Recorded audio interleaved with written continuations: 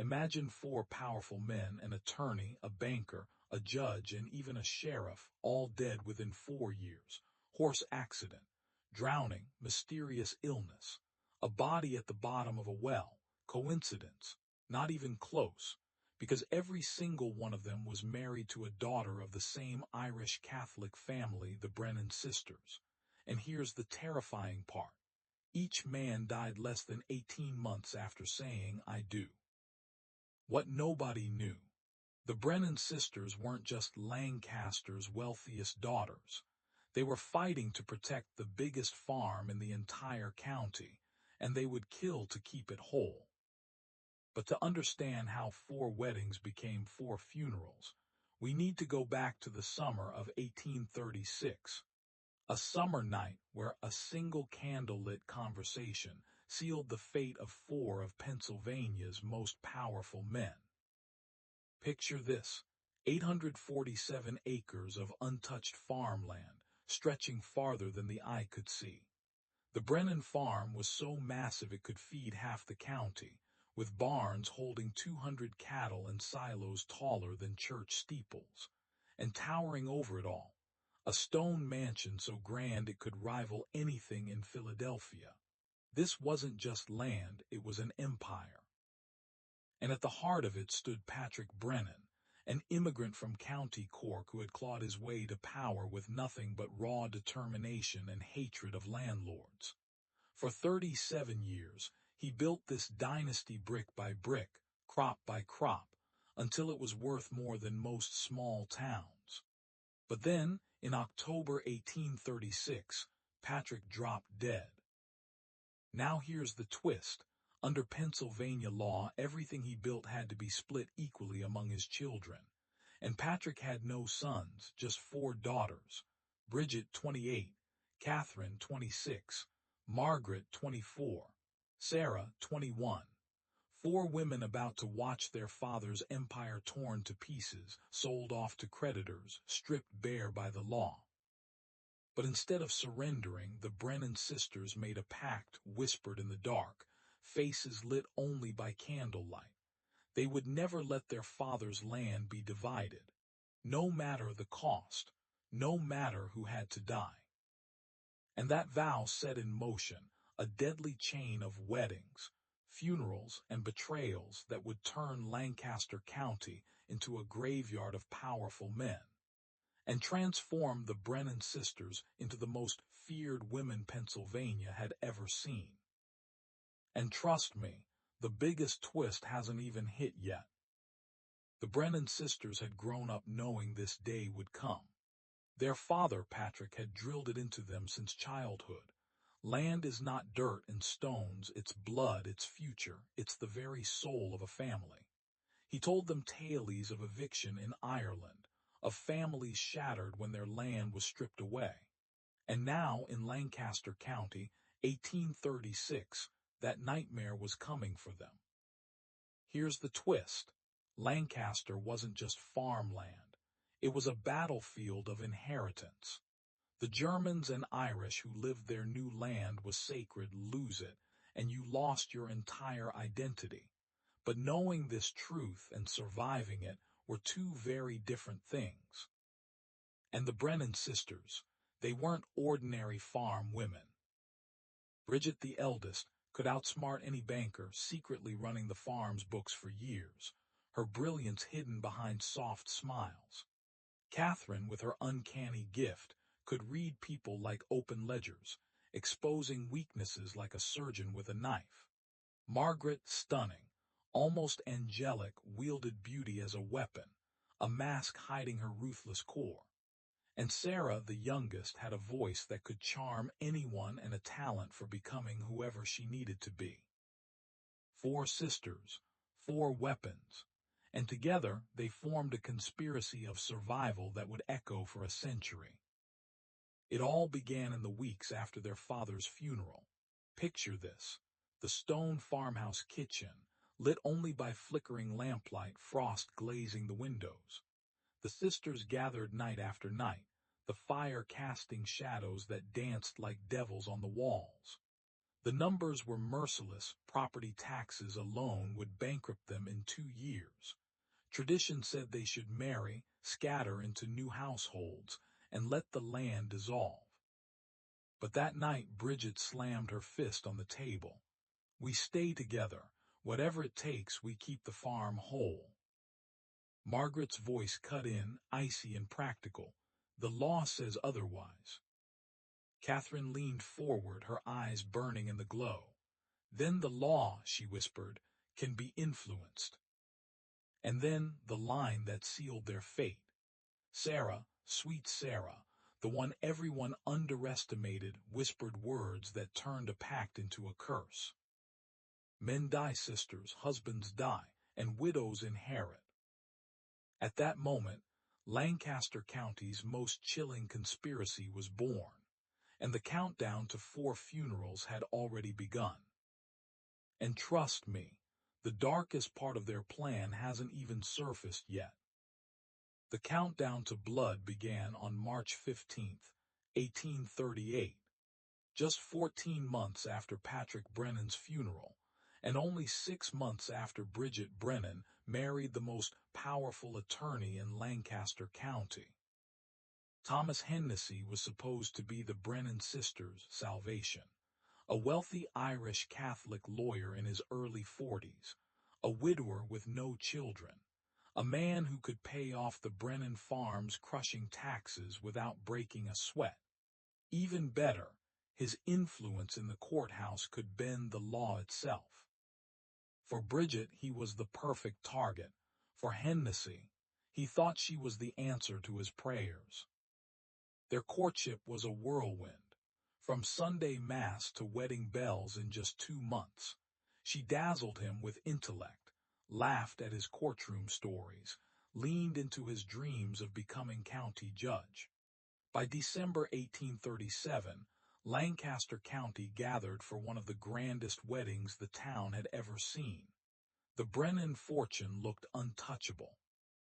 Hennessy moved into the towering stone farmhouse, bringing money, power, and the legal expertise to restructure the Brennan land into a family trust that guaranteed security for all 4 sisters. It was complicated. It was clever. It was legal. And it meant the Brennan farm would remain whole forever. But here, where it all unravels, Thomas Hennessy had no idea his new wife's loyalty wasn't to him. It was to her sisters. Weeks into the marriage, he began to see cracks. Bridget refused to let Catherine, Margaret, and Sarah move out. Their supposed honeymoon turned into a suffocating family gathering. When Thomas begged for privacy, Bridget's eyes turned to ice. "My sisters are my blood. They stay." The message was clear. He had married all of them, not just her. Then came the chilling discovery. Hennessy caught Bridget quietly using his courthouse connections, digging into the finances of Lancaster's wealthiest bachelors. When he demanded answers, she smiled and claimed it was for her sisters' futures. But deep down, Hennessy felt it. This wasn't love. This was strategy. And he was just another piece on the chessboard. What Thomas didn't know was that the game he'd stumbled into had only one possible ending. And in just days, Lancaster County would wake up to a death that shocked the entire town. Because on the morning of March 15, 1838, the first Brennan husband was about to die. And trust me, the way it happened will leave you breathless. The morning of March 15, 1838, started with an argument that would decide life and death. Thomas Hennessy sat at breakfast, brimming with excitement. He had just been offered the chance of a lifetime to purchase a prestigious law practice in Philadelphia. Bigger cases, bigger money, bigger future. But when he looked across the table, Bridget Brennan wasn't smiling. She didn't even glance up from her porridge. "We're not leaving," she said flatly. Hennessy pushed back. "This is our future, Bridget, a chance to build something greater than a country practice." Her spoon clattered against the bowl. She raised her eyes, and he would later confess to his law clerk that her look terrified him. "You don't understand, Thomas," she whispered coldly. "We don't leave, we don't separate, ever." The house filled with raised voices. The kind neighbors swore they heard through the heavy morning fog. By 9:00 a.m. the air outside was thick, the road disappearing into white nothingness. Still, Hennessy saddled his mare and rode off toward town. 30 minutes later, the horse came tearing back through the fog without a rider. Its sides heaved with sweat. Its eyes rolled with panic. It looked like it had galloped straight out of hell. Bridget rushed outside, her cries summoning neighbors. She threw herself into the search, her distress dramatic, almost overwhelming. 3 hours later they found him. Thomas Hennessy's body sprawled beside the main road, his neck snapped, his skull battered, bruises across his chest where his own horse had trampled him. The coroner, Dr. James Mallister, ruled it a tragic accident. Fog, a skittish horse, an unlucky fall. On paper, it all made sense. But here, the chilling part. Thomas Hennessy was no amateur. He had ridden that same road hundreds of times in all-weather conditions. The mare was nervous, yes, but neighbors swore her terror that morning was unnatural, like she had seen something far worse than fog. And then there was Bridget. Her tears flowed freely, her grief looked real, but her first actions weren't about mourning. They were about business. She rushed to secure her husband's will. She moved to consolidate his assets. And just like that, the Brennan farm grew stronger. But Lancaster County was only beginning to whisper the question that would haunt it for years. Was Thomas Hennessy's death truly an accident, or the Brennan sisters' first kill? And if it was the first, how many more were already marked for death? Thomas Hennessy's funeral was massive. Hundreds of mourners filled Lancaster's streets to honor the county's most respected attorney. His sudden death had shocked the community. But inside the Brennan farmhouse, whispers told a different story. Bridget played the grieving widow flawlessly, tears falling in perfect rhythm, her voice breaking at just the right moments. But her sisters, their eyes didn't look like mourners. They looked like soldiers standing behind their general. It was less grief and more victory. And within weeks, the next move began. Catherine Brennan started appearing in public with Hamilton Crawford, Lancaster County's most powerful banker, the man who held mortgages on half the county's farms, the man whose fortune rivaled Philadelphia's richest merchants, the man who, unknowingly, was about to walk straight into the Brennan sisters' trap. Crawford, nearly 40, had been widowed for 3 years. A Presbyterian who had converted to Catholicism for his first wife, he was practical, disciplined, and lonely. His life was nothing but ledgers and balance sheets, until Catherine walked in.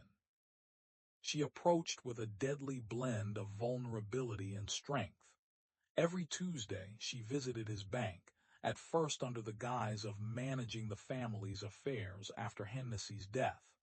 But soon, the conversation shifted. Business became personal. One afternoon, Catherine leaned closer, her voice soft but deliberate. "I worry about my sisters. Bridget is still mourning, but Margaret and Sarah, they're so young, so vulnerable. The world is dangerous for women alone." That one line was all it took. Crawford, who had no siblings and no family, suddenly felt the ache of loyalty, the desire to protect. Catherine had unlocked something in him, a longing for devotion, for blood ties, for belonging. By summer, he was hopelessly ensnared. By August 1838, their engagement was announced. Nobody in Lancaster was surprised. They had all watched the banker transform from hardened widower into a man intoxicated by love. And in October, 1 year after Patrick Brennan's death, and just 7 months after Thomas Hennessy's funeral, Catherine Brennan became Catherine Crawford. The sisters had their second husband, and their second fortune locked inside the stone farmhouse. But Lancaster County hadn't seen anything yet, because what happened next would make the whispers of conspiracy roar into suspicion. And the countdown to the next grave had already begun. Hamilton Crawford walked into the Brennan farmhouse with more than just wealth. He brought the sharpest weapon of all, a banker's mind. Unlike Hennessy, Crawford didn't just shuffle papers. He dissected numbers, traced patterns, and smelled danger in places others ignored. Within weeks of marrying Catherine, he did something no man before him had dared. He started keeping a secret journal. November 3rd, 1838. Catherine insists on separate accounts for each sister's inheritance, says it's temporary, but Margaret avoids suitors. Sarah pushes men away. I'm beginning to suspect they'll never marry at all. November 18th, 1838. Bridget visited me at the bank. Her grasp of compound interest and inheritance law rivals that of any businessman. Too sharp, too curious. Her questions felt like traps. December 1st, 1838. Overheard Catherine whispering with Margaret about unity and legacy. When they saw me listening, they switched to Christmas plans. The sisters are hiding something. A pact. December 15th, 1838. Catherine is cold, mechanical. I asked about children. She froze me with a look and said, "The four of us are family enough." That line rattled Crawford, and when he discovered Margaret's growing closeness with Judge Cornelius Whitman, the very man who would oversee any legal disputes about their property, Crawford's pulse quickened. He wasn't just paranoid. He was watching a fortress being built brick by brick around the Brennan sisters' empire. But here, where Crawford made the mistake of his life, he thought recognizing the pattern was enough to protect him. He didn't realize the second he wrote those words in his journal. The countdown on his life had already begun. February 8th, 1839. The coldest winter Lancaster County had seen in decades. Ice clawed across Mill Creek, locking it in a glass coffin. To the townsfolk, it was just another brutal winter morning. But to Hamilton Crawford, it was the last walk he would ever take. Every day the banker-turned-husband patrolled the edges of the Brennan farm, part exercise, part surveillance. But that morning he never came back. Hours later, a neighbor searching for stray cattle stumbled onto something out of a nightmare. Crawford's frozen body wedged against a fallen log carried downstream by the creek's icy current. Officially, it looked simple. The ice cracked, he drowned, the cold finished the job. A tragic accident. End of story. But here's the twist. It wasn't the end. It was the beginning of something darker. Because hidden in Crawford's private bank safe was a secret journal, his final diary of suspicion. And the last entry, dated February 7th, read like a death note. Catherine knows I suspect something. She follows me everywhere, says she fears for my safety, but it feels like surveillance. Tomorrow I will confront her about Thomas Hennessy's death. If something happens to me, look to the sisters. They are not what they seem. Chills, that's the line that turned a drowning into a countdown. Doctors ruled it an accident. No wounds, no fight, no evidence of foul play, just thin ice, they said. An underground spring had weakened the surface. Anyone could have fallen through. But think about it. Crawford was cautious, methodical. A man who saw danger in numbers others ignored. Why would he take that risk on the most treacherous winter in memory? And Catherine's grief, just like Bridget's had been before her, flawless. Too flawless. Tears in public, composure in private. Because within days of burying her husband, she was already back in the offices of lawyers and bankers, locking down the family fortune with military precision. The pattern was undeniable. One sister weeps, another rises. One husband dies, another suitor arrives. And Lancaster whispered but never shouted, because in a world that worshipped marriage and pitied widowhood, who dared accuse 4 grieving sisters of murder? 6 weeks later, the whispers exploded into gasps. Margaret Brennan, the sister no one thought would wed, announced her engagement to Judge Cornelius Whitman, the very judge who would preside over any challenge to the Brennan empire. Do you see it? Step by step, the Brennan sisters weren't just surviving, they were ascending, and every man who thought he could outsmart them ended up in the ground. And yet, even after Crawford's chilling final words, the biggest twist was still waiting, hidden in plain sight. Judge Cornelius Whitman wasn't just any man, he was the man. At 53, his signature could change the future of families, farms, and fortunes across Pennsylvania. He commanded courtrooms from Philadelphia to Pittsburgh, and whispers said his next stop was the state Supreme Court. In Lancaster, his word was law.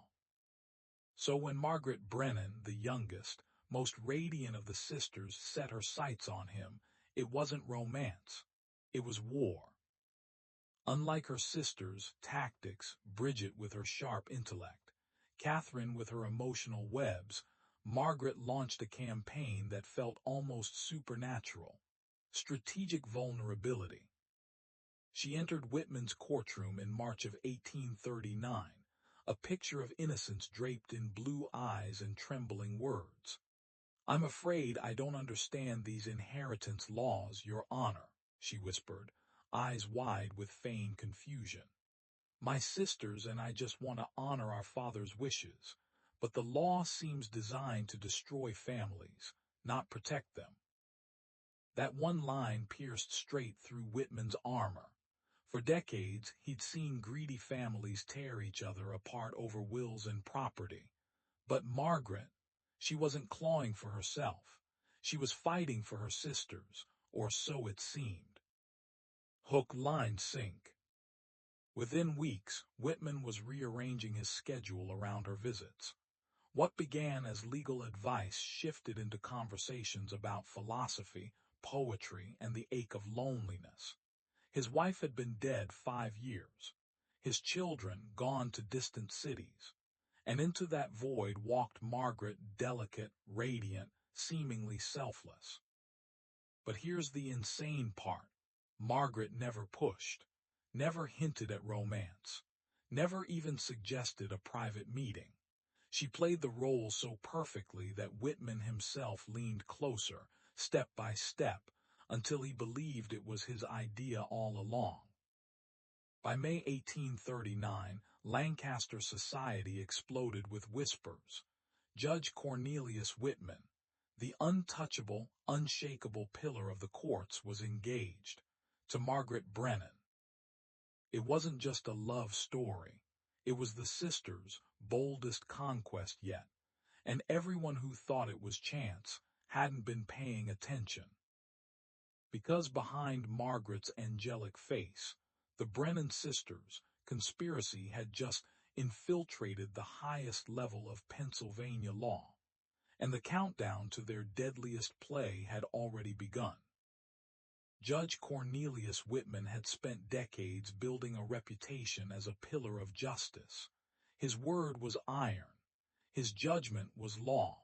But when he became the third man to marry into the Brennan family, after 2 of his predecessors had died under tragic accidents, whispers began to spread like wildfire. Coincidence or curse? To the world, Whitman looked happier than ever. Margaret filled his once sterile home with light, laughter, and warmth. She asked sharp questions about his rulings, remembered every detail of his colleagues, and leaned in with an intelligence that felt like destiny itself. But then came the line that changed everything. "I worry about my sisters," Margaret whispered 2 weeks before their wedding. "Since their husbands died, they've changed, more secretive. Sometimes I feel like they're planning something, but I can't imagine what." Was this Margaret trying to save him from the trap, or the most cold-blooded manipulation yet, throwing suspicion onto her sisters while drawing Whitman deeper into her arms? Either way, he walked straight into it. The wedding took place in July 1839. Smaller, quieter. The county called it respect for the recent deaths, but the whispers were clear. The Brennans' luck in love was becoming too perfect to ignore. Whitman moved into the farmhouse just like the others. But unlike them, he wasn't just a lawyer or a banker. He was a judge, trained to see lies in their sharpest detail. And almost immediately, his instincts screamed that something was off. His private notes, discovered years later, read like a countdown to doom. August 10th, 1839. Margaret insists on knowing my exact schedule, says it's to plan dinners and social events, but it feels like she's tracking my movements, especially when I'm alone. August 25th, 1839. Overheard Bridget and Catherine talking about the final arrangement. The moment I entered, they froze, changed the subject like nothing happened. And then the most chilling entry of all. September 2nd, 1839. Margaret, my Margaret, asked if I had updated my will. Her tone was gentle, casual, but in her eyes I swear I saw calculation. For the first time, the unshakable Judge Cornelius Whitman began to realize he hadn't married into love. He had married into a conspiracy, and time was running out. This is the moment where everything could explode.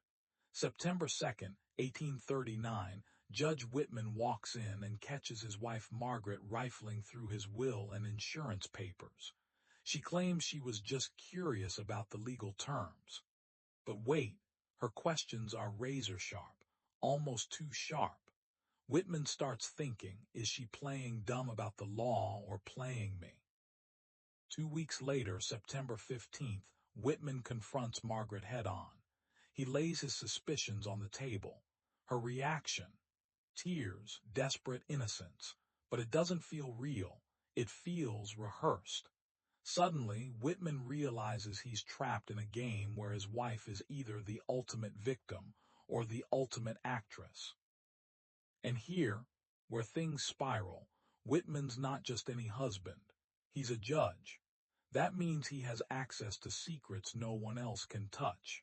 He starts digging into the accidental deaths of Thomas Hennessy and Hamilton Crawford, the sisters' previous husbands. What he finds shakes him to his core. Both men had been in open conflict with their wives right before they died.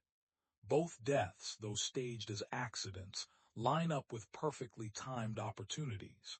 And here's the kicker. Each man had just rewritten his will, leaving everything to his wife, and by extension, the entire Brennan family fortune.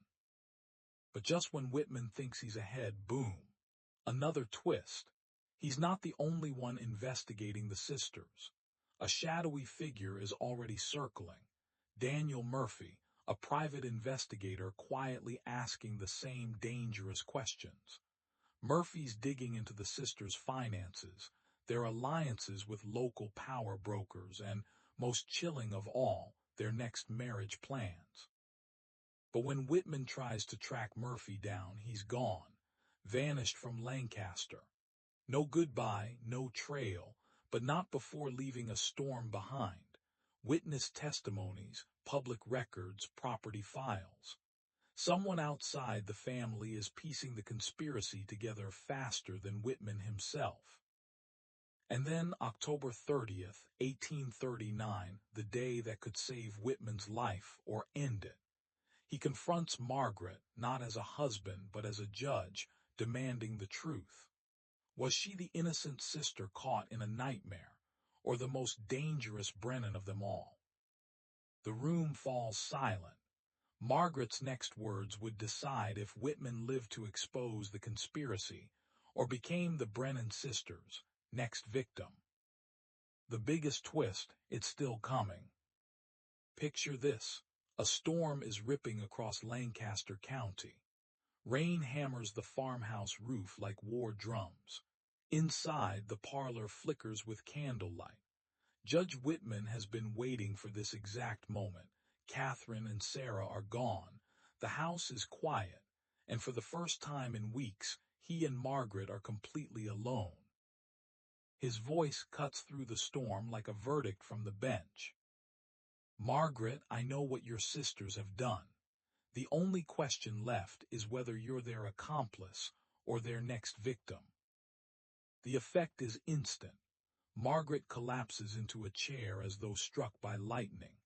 Her face turns white, her hands tremble, her lips press against her palm as if to hold back the truth clawing its way out.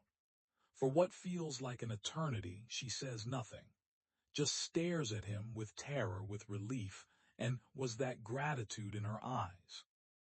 Then she whispers the line that flips the entire story on its head. I've been waiting for someone to figure it out, praying someone would stop them before they force me to do what they did. And with that, everything explodes. Margaret begins to talk and the conspiracy spills out like poison. The mastermind wasn't her. It was Bridget, the eldest, who had begun plotting by candlelight after their father's funeral. The plan? 4 marriages, 4 deaths, 1 empire of wealth sealed in blood. Margaret's voice grows stronger, almost feverish, as she repeats Bridget's chilling mantra. We had to think like men. Men use violence and politics to get what they want. Women must be smarter, more patient. If we did it right, no one would ever suspect us. They'd only see what they expected, grieving widows, not calculating killers. The confession is a blueprint of terror. Each death wasn't random. It was engineered with military precision, mapped out months in advance, backed by contingency plans and foolproof alibis. Take Thomas Hennessy, for example. Bridget shadowed his every move, memorized his daily route, studied the temperament of his horse, even tracked weather patterns that could cloak the crime. The morning of his death, his coffee was laced with something subtle, something that would make him dizzy and disoriented but vanish before any coroner could detect it. Then, when he was weak enough, Bridget made her move, spooking his horse into chaos. The accident that shocked Lancaster was no accident at all. It was a murder staged with chilling artistry. And if Hennessy's fate was scripted, what about the others? Whitman realizes in this moment, he isn't just uncovering a family tragedy. He's standing inside a machine built for death, one that might already have its sights locked on him. And the storm outside, it feels less like weather and more like a countdown. The biggest twist still hasn't landed. Margaret's tears streamed as if they'd been waiting years to fall. Her voice shook, but her words cut sharper than any blade. Thomas Hennessy, his death wasn't chance. It was a rigged accident. Bridget timed it to the second, spooking his horse with a stone as he passed the steepest road in the county. One stumble, one slip, and his fate was sealed. But Hamilton Crawford, that was Catherine's masterpiece. Weeks of reconnaissance, tracking ice patterns on Mill Creek, memorizing where underground springs carved invisible weak spots. And then, on the morning of his death, she weakened the trap further with heated iron rods. She lured him to that very spot with fake sweetness. She walked beside him, acting like it was just another morning stroll, and then, right on cue, the ice shattered. Crawford plunged beneath, but the worst part, he didn't die from the fall. Catherine admitted she held his head under the freezing water until he stopped fighting. Cold turned his body weak. Silence sealed the murder. By this point, Judge Whitman's pulse was pounding in his ears. But Margaret wasn't finished. The biggest bombshell was still to come. She hadn't been a victim at all. She had been in on it, forced into the conspiracy from the very start. The sisters made it clear cooperation wasn't optional. Refusal meant death. Worse, they threatened to frame her as the lone killer. Bridget had promised it would be easy. Plant fake evidence, spread whispers of jealousy and greed, and suddenly Margaret would be painted as a madwoman, the sole monster behind the carnage. No jury would ever suspect 3 grieving widows, but one jealous sister. Perfect scapegoat. And then came the reveal that froze Whitman's blood solid. The sisters weren't done. They had already set his execution date, November 15th, 1839, less than 3 weeks away. His death wasn't going to be an accident, it was going to look like fate.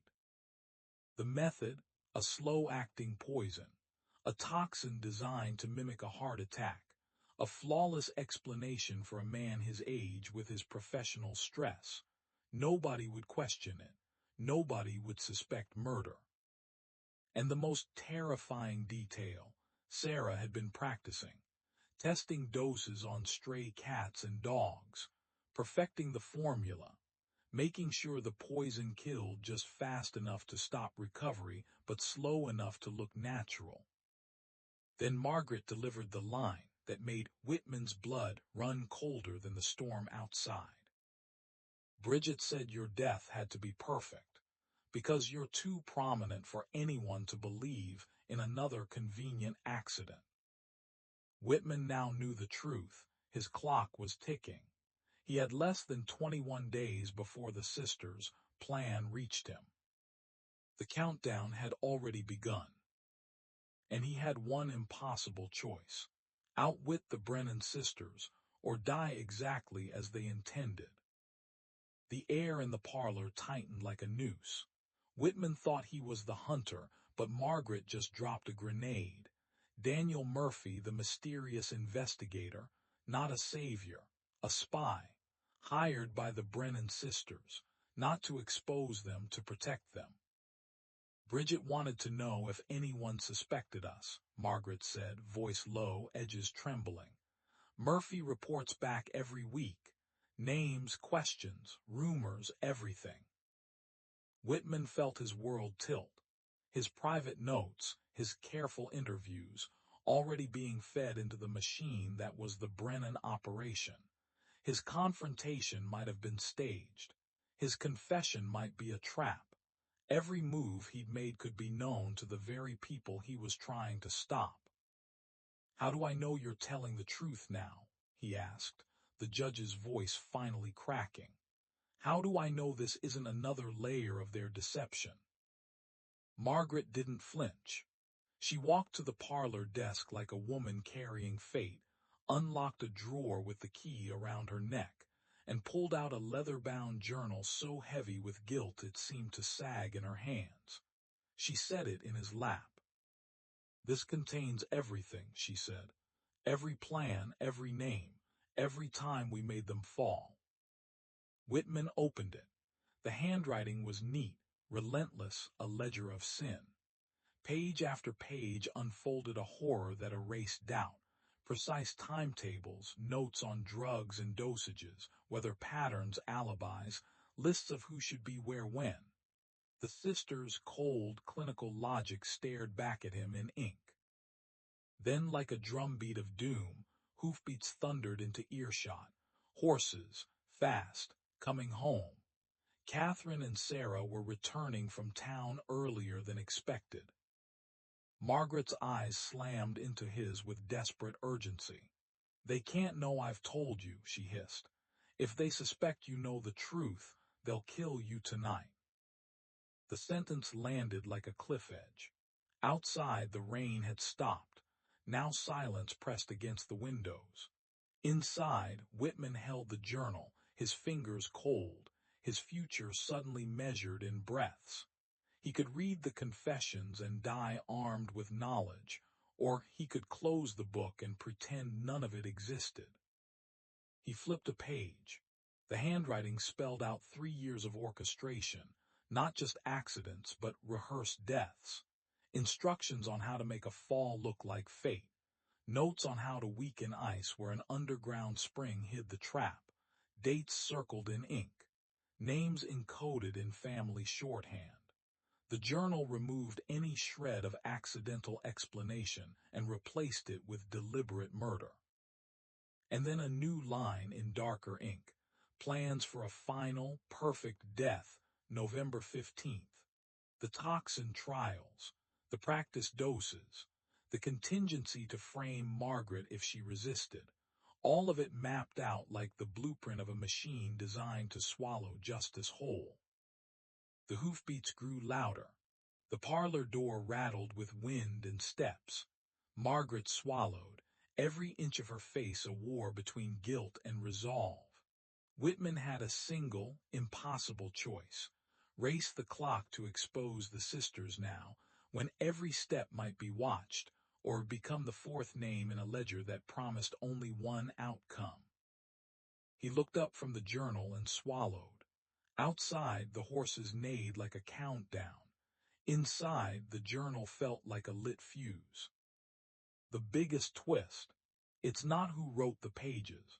It's who they planned to sacrifice next and how close the sisters were to finishing their masterpiece.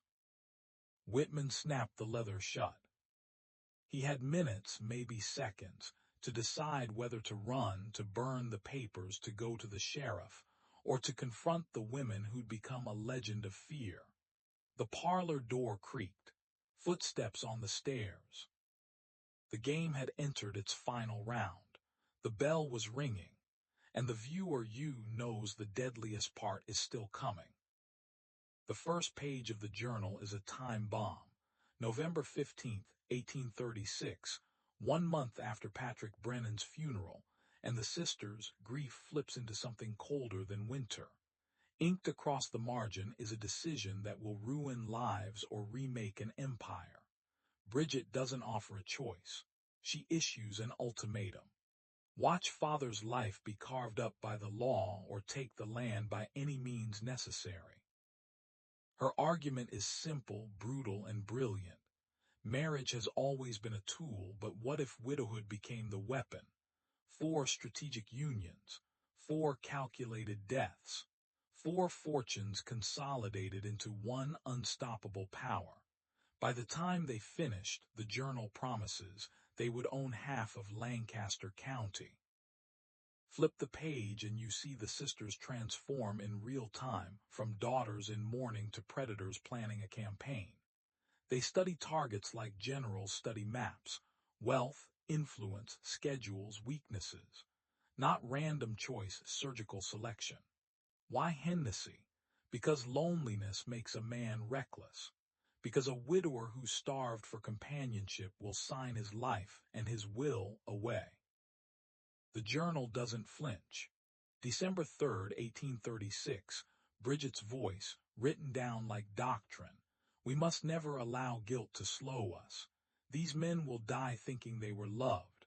Their deaths will be merciful compared to the slow death of losing everything.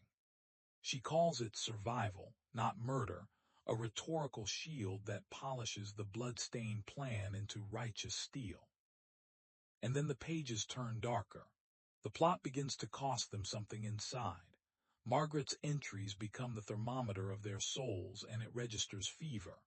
March 16, 1838, Thomas is dead. Bridget's reaction. No remorse, only cold pride at the perfect execution. Margaret writes the line that stops your breath. Pretending at the funeral was the hardest part, not from guilt, but from how proud Bridget was of her work. I think my sister may be genuinely mad, Margaret scrawls, and I'm too frightened to resist. Every sentence in the journal shows how the sisters weaponized themselves. Bridget is the strategist, intelligence folded into cruelty, a mind that plans like a general. Catherine becomes the engineer of spectacle and timing. Margaret is the reluctant inside voice, the one who watches her own hand stain as she writes it down. Sarah, the actor, the chameleon learning which face will fool a judge, a banker, a husband. Each sister is not a person here, but a role in an assembly line of death. This is not improvisation, it's process, it's rehearsal, it's cold logistics, schedules, alibis, weather charts, poison trials, horse routes, ice weakness mapped to the inch. The journal is method turned monstrous, a blueprint that takes moral rot and turns it into efficiency. And with every page the stakes climb. A farm that must live, or 4 sisters who will stop at nothing to keep it. The writing ends not with repentance but with a plan precise, clinical, and chilling, and the last line on the spread reads like a countdown. Names circled, dates penciled in, the final act yet to play out. Close the book for a second and feel the static in the air. You can almost hear the clock. The sisters aren't just defending an inheritance anymore. They're composing a legacy in blood. The biggest twist, it's not the murders we already know. It's the next page, the one that names the final target and sets the execution date. The journal is waiting. The bell is about to toll. Brace yourself. This is where the story explodes like a cinematic time bomb. The journal spills its final secrets, and the truth is far worse than anyone could imagine. Each sister had a role carved with ruthless precision. Bridget, the mastermind, orchestrated every move with a strategist's mind, no detail too small, no schedule unchecked. Catherine became the emotional predator, reading men like open ledgers, exploiting weakness with cold elegance. Sarah, sweet, innocent, unassuming, the perfect instrument of death. Poison, subtle, silent, deadly. And Margaret, the reluctant accomplice, the perfect decoy.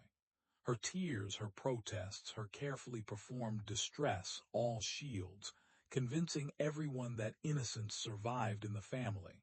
She was their human alibi, their insurance policy. July 20th, 1839. The entry makes your skin crawl. Cornelius grows more suspicious each day, asking about Thomas and Hamilton. Bridget says this was always part of the plan. My marriage to a judge forces caution but protects us. Who would believe a wife would confess murder to her own husband? And if he tries to expose us, who would believe it? Every heartbeat counts. Outside, the sound of horses grows louder, Catherine and Sarah returning from town, laughter ringing, oblivious to the confessions being read inside. Whitman has minutes. Minutes to process the truth before the chance disappears forever. Every second is a countdown. Every sound a reminder. The conspirators are never far away. Then comes the final, truly horrifying revelation. This was never about 4 deaths. No, the 4 husbands were merely the opening act. Bridget's vision stretches across Lancaster County, a calculated empire of wealth, influence, and fear. October 25th, 1839. She's meeting with Murphy, the private investigator, plotting expansion. Neighboring counties.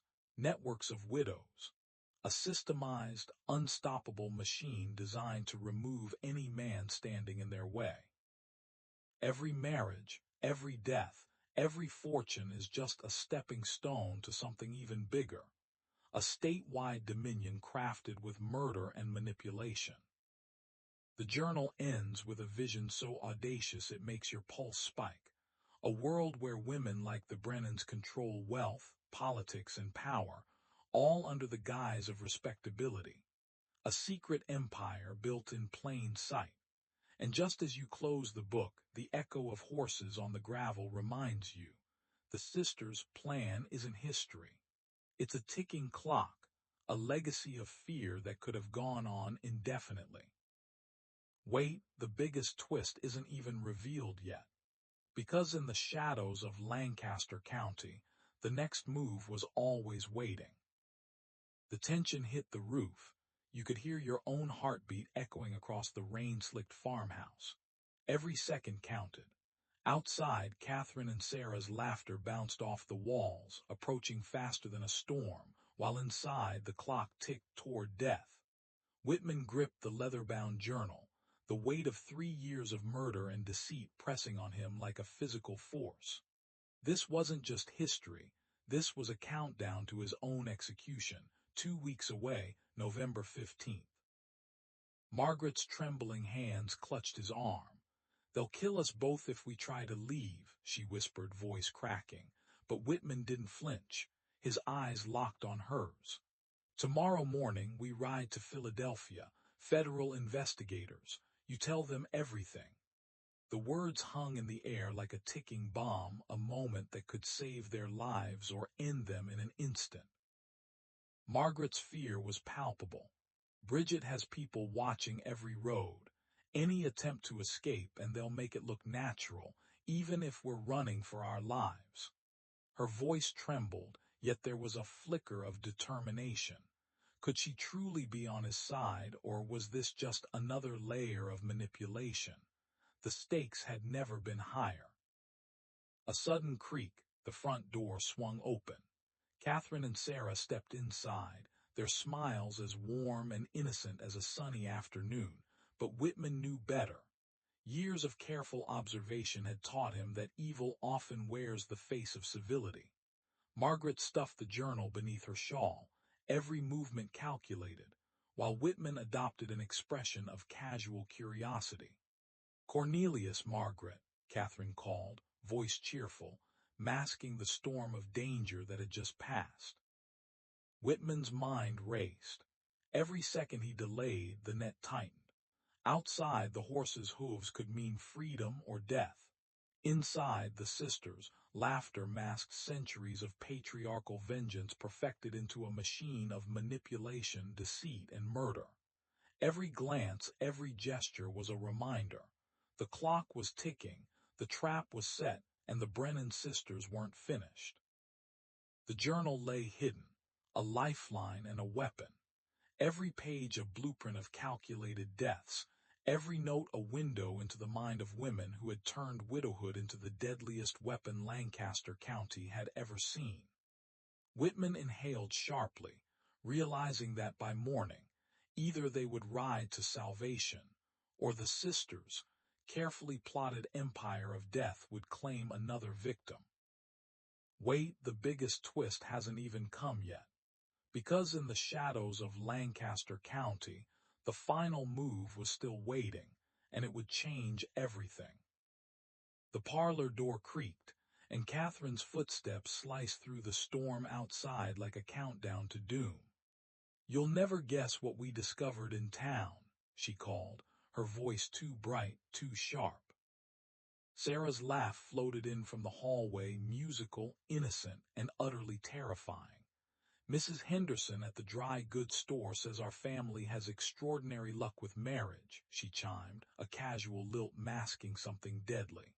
"Perhaps we Brennan women have some sort of supernatural charm over men." Whitman felt his blood freeze. Supernatural, maybe, but not in the way Sarah imagined. Margaret's hand found his beneath the table, fingers trembling violently. Fear, or calculation. His heart slammed in his chest. "What did you tell Mrs. Henderson?" she whispered, voice tight but eerily steady, like she had rehearsed terror 100 times. Catherine appeared in the doorway, her smile radiant, predatory. "I told her," she said, her tone saccharine and lethal, "that the Brennan women have always understood the importance of taking care of the men we love.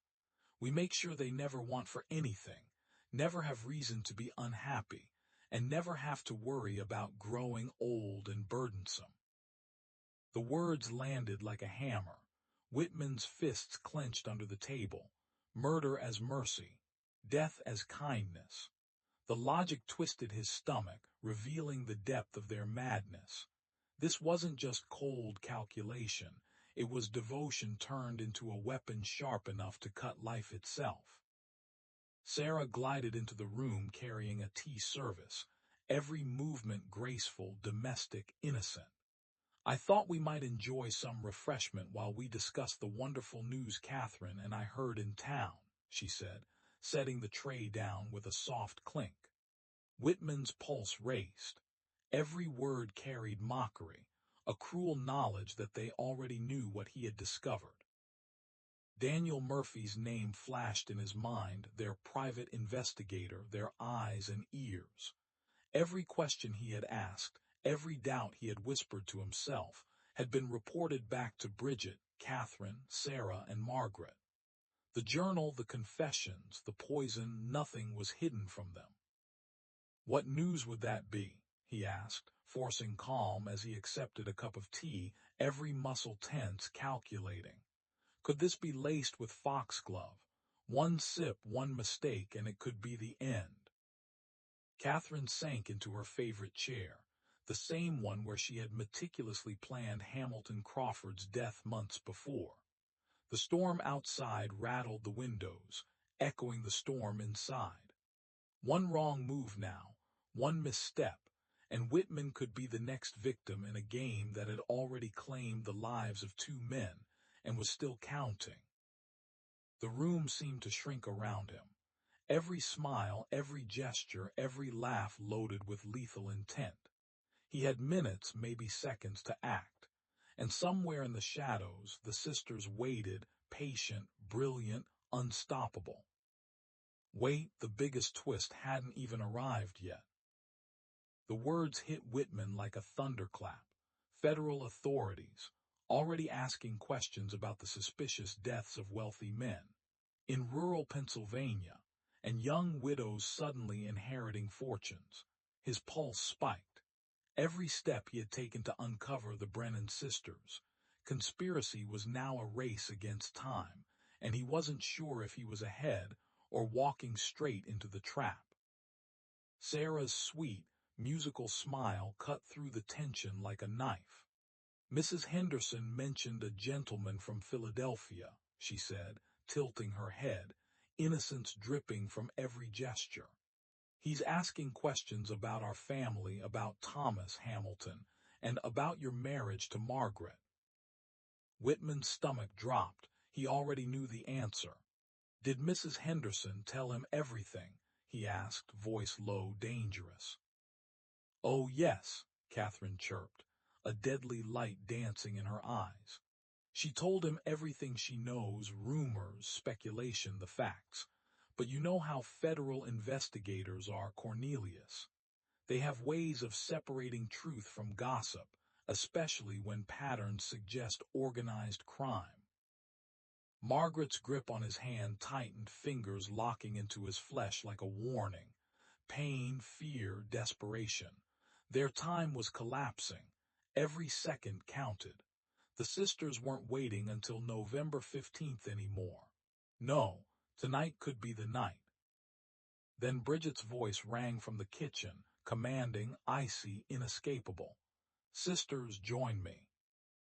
Catherine and Sarah smiled apologetically, stepping out with fluid grace, leaving Whitman and Margaret alone, a temporary sanctuary that already felt like a trap. "They're going to kill you tonight," Margaret hissed, her voice trembling. "The federal investigation has forced their hand. They can't wait anymore."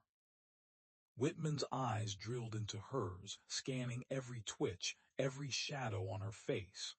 Terror, or a performance perfected over years of deceit. "How do I know you're not part of this final act?" he whispered. "How do I know this isn't just another layer of the Brennan sisters' plan, and that you're leading me to my death?" Margaret's eyes widened, glistening with unshed tears, as if the weight of 3 murders and a 4th pending crushed her very soul. "Cornelius, I swear this is real," she breathed. "I've been waiting for someone to stop them before they make me do what they did before." Outside, the wind howled, rattling the windows. Each gust sounded like footsteps racing toward them or the final curtain falling. Every heartbeat was a countdown. Every second ticked closer to a choice that could mean salvation or instant death. Whitman clenched his jaw. Tonight they would either escape the sisters' grasp or become their next victims, and the clock was already running. Wait, the biggest twist hasn't even hit yet. Whitman's heart hammered in his chest. How do I know that your confession, your fear, your journal, aren't all part of an elaborate trap to make me lower my guard? His voice cut through the heavy parlor air like a blade. Margaret's hands trembled as she reached beneath her shawl and produced a tiny glass vial, the clear liquid inside catching the dim candlelight. This is the foxglove extract Sarah has been preparing, she whispered, voice barely audible over the storm of thoughts in Whitman's mind. Tonight, I was supposed to put 3 drops in your evening brandy. You'd collapse. Dr. Mallister would be called heart failure just like they planned. She placed the vial in his palm, her eyes locked on his like steel. If I were still part of their conspiracy, Cornelius, it would already be done. The fact that I'm giving it to you now proves where my loyalties lie. From the kitchen, muffled voices swirled, tense and urgent. Whitman's stomach sank. Each word they didn't hear could mean the difference between life and death. Margaret's whisper barely reached him over the roar of fear in his veins. There's more, she said. The journal, it's not the only proof. Bridget has been keeping every financial record, every stolen property, every inheritance manipulated. She calls it insurance, to blackmail, to secure allies, to protect herself from anyone who questions her. Whitman's mind raced. Where are these records? Margaret's gaze hardened, defiant and resolute. Father's old desk in the cellar. Behind a false panel only Bridget knows. But I've been watching her, learning, preparing for the moment I'd have to choose between my sisters and my soul. The voices in the kitchen grew louder, now distinct, commanding. Bridget, her final instructions slicing through the air. Whatever they were planning, it was about to start, and if Whitman and Margaret didn't move now, they would be trapped. This is it, Whitman said, urgency snapping his words into the room like fire. We leave now, back door, take my horse, ride to Lancaster town, straight to the federal authorities.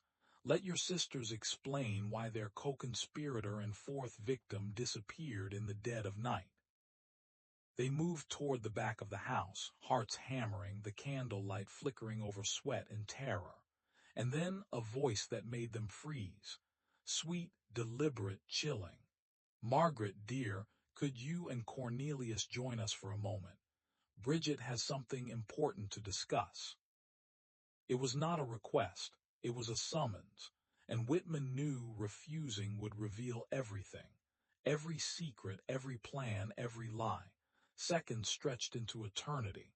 The storm outside pounded like a drumbeat counting down to doom. Every step, every heartbeat was a gamble, and the biggest twist had not even come yet.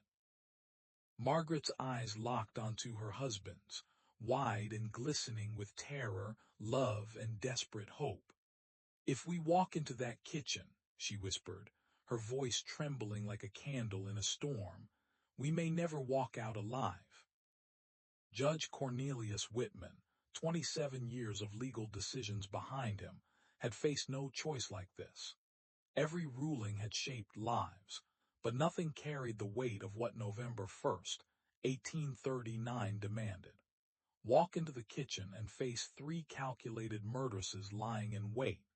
Step away and try to escape, and risk letting the Brennan sisters continue their reign of death across counties, across states, unchallenged.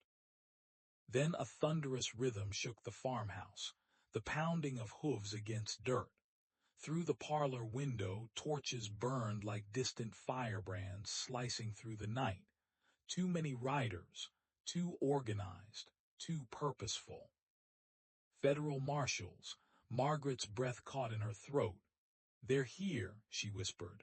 Law had arrived, sweeping across the darkness with iron certainty. From the kitchen, frantic motion erupted. Chairs scraping, cabinet doors slamming, whispers sharp as knives.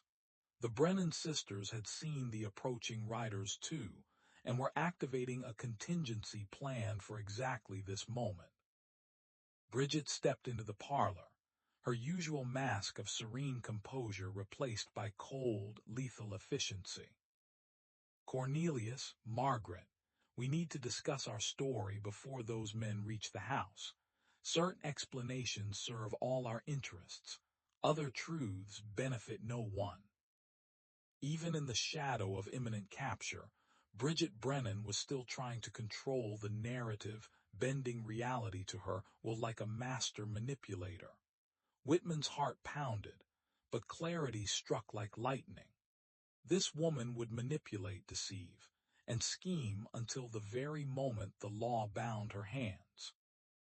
"I think not," Whitman said, his voice low and final, stepping in front of Margaret, shielding her with the weight of his presence. "Margaret and I will tell the authorities exactly what happened here, and you will answer for everything." For the first time, Bridget's mask cracked. Calm precision dissolved into raw, unrestrained fury. Her eyes blazed. "You sanctimonious fool," she spat, venom dripping from every syllable. "Do you think your precious law will protect you from us?" The room seemed to shrink. The air thickened. Outside, hooves drew closer, shadows dancing across the walls. Inside, a battle of wills had ignited, a duel not with swords but with truth, deception, and survival itself. Every second ticked like a bomb. Every heartbeat threatened to be the last. And in the darkness, the question screamed, would law and loyalty prevail, or would the Brennan sisters' legacy of calculated death claim yet another victim? "Do you really think federal marshals care about the deaths of a few men?" Sarah's voice sliced through the parlor like a knife. "When fortunes and reputations are at stake." "What do you mean?" Whitman demanded, heart hammering, though a cold dread had already settled in his gut. Sarah stepped forward, her once sweet face contorted into something dark, almost demonic. "Did you think we operated without protection? Without allies in high places? 4 women committing perfect murders for 3 years and nobody watching?" The implication hit Whitman like a freight train. The Brennan sisters' conspiracy didn't just rely on cunning. It was shielded by corruption reaching far beyond Lancaster County. Someone powerful, someone untouchable, had been keeping them safe, probably in exchange for stolen wealth, favors, or secrets yet to come. Catherine appeared at the doorway blocking the kitchen. Her smile was predatory. "Judge Whitman, welcome to the truth. Justice isn't blind, it's expensive, and tonight it's coming for you." Before he could react, the sound of boots pounded the porch. Heavy, deliberate, unstoppable. A fist slammed against the door. "Federal marshals, open this door immediately." Bridget adjusted her dress, flawless and chillingly composed. Every line of her face radiated control, a queen in the eye of her storm. "Remember, Cornelius," she whispered, almost sweetly, "you have access to legal documents, connections to manipulate accidents. Margaret is just the frightened wife exposing her husband's so-called crimes." The door swung open. 6 armed men stormed in, badges gleaming, weapons ready. Whitman froze, time slowed. Their leader, grizzled, eyes sharp and unyielding, stepped forward. "I'm Marshal William Davies, U.S. Federal Court, Eastern District of Pennsylvania. Judge Cornelius Whitman, you're under arrest. Conspiracy to commit murder, fraud, and corruption in office." The words hit him like a cannon blast. Everything. The journal, the confessions, the poison, the hidden evidence. had been twisted against him. The sisters hadn't just survived 3 years of murders and deception, they had framed him, turning his lifelong pursuit of justice into the perfect trap. Whitman's eyes darted to Margaret, searching for a sign of truth, a lifeline, anything. But even she looked haunted, trapped in the storm he had barely begun to understand. Outside, horses stomped, shadows stretched across the farmhouse walls, and every second ticked down like a bomb waiting to explode. Somewhere in that parlor the real game had just begun, and Whitman realized the biggest twist hadn't even arrived yet. Margaret stepped forward, tears streaking her face, trembling like a leaf in a storm. "Marshal Davies, you don't understand. My husband, he's innocent. My sisters, they killed Thomas Hennessy and Hamilton Crawford. I have proof, evidence that will show the truth." Bridget's eyes flickered, not with panic but with calculated control. Her voice dripped with sorrowful concern, perfectly tuned for deception. "I'm afraid my sister has been under tremendous strain since her marriage," she cooed. "She's making wild accusations, imagining elaborate murder conspiracies. Dr. Mallister can verify her severe mental disturbances." Whitman's blood ran cold. Every second stretched. Outside, the horses stomped impatiently, shadows flickered across the walls, and every heartbeat screamed urgency. Marshal Davies didn't blink. He'd seen deception in every form imaginable. "Mrs. Whitman," he said, his voice low and precise, "we've received testimony from a private investigator, Daniel Murphy. He claims evidence that you and your sisters systematically murdered your husbands for financial gain." The room froze. Margaret's eyes lit with desperate hope, a flash of salvation in the nightmare. Her sisters exchanged micro-glances, subtle panic barely restrained. "Murphy has been working for us," Catherine blurted out, trying to control the narrative. "We hired him to investigate suspicious deaths for our safety. If he's accusing us now, someone's corrupting him, trying to destroy our family." But Davies wasn't done. Murphy didn't just testify. He turned over detailed financial records, systematic theft of property and assets after each death. He provided physical evidence, poison vials, forged documents, correspondence outlining the entire conspiracy. Sarah's sweet composure cracked. Her mask shattered, revealing the cold, calculating killer beneath. "Murphy, he was supposed to destroy it all," she hissed, teeth clenched. We could have paid him, everything would have vanished." The room froze in deadly silence. Bridget shot Sarah a look of pure hatred, realizing too late that her youngest sister's slip had doomed them all. Marshal Davies leaned forward, voice razor-sharp. "We also have sworn testimony from Judge Whitman himself, documented over the past several weeks, proving your conspiracy." Time seemed to stop. Outside, the horses pawed the ground, the wind whispered through the trees, and the countdown to justice, or chaos, was unstoppable.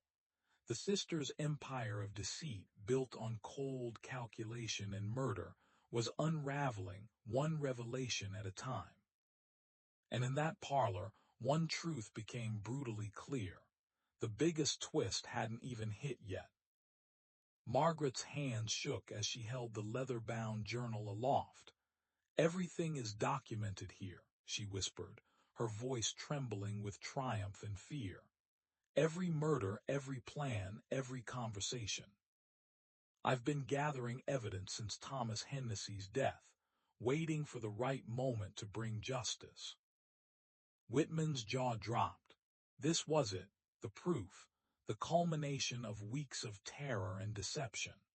Margaret had been secretly working with federal investigators, feeding Murphy information, meticulously orchestrating the downfall of her own sisters. Every terrifying step, Every cold calculation by the Brennans was about to be exposed. The sound of shackles clanging against Bridget's wrists echoed like thunder. She looked at Whitman, eyes blazing with the same chilling logic that had driven years of murder. "We saved those men," she said, voice eerily calm. "From growing old, from becoming burdens, from watching their fortunes vanish. We gave them love and happiness right until the moment they died. Merciful killers. History will remember us as women who refused to be victims of a world designed to destroy us."